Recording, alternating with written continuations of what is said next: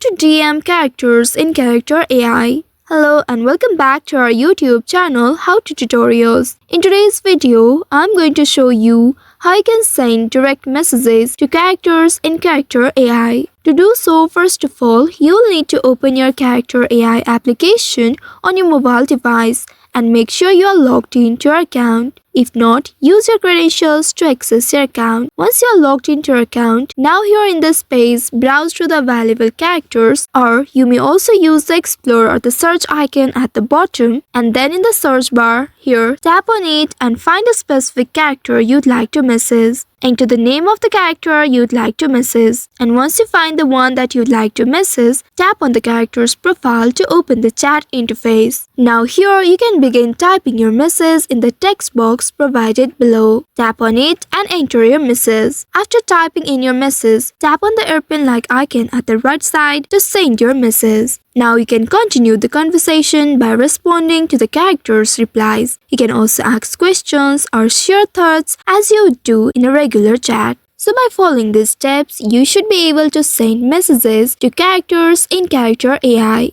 I hope this tutorial was helpful. If yes, don't forget to like, share and subscribe to our channel. Also hit that bell icon to never miss any updates from us. Thank you for watching.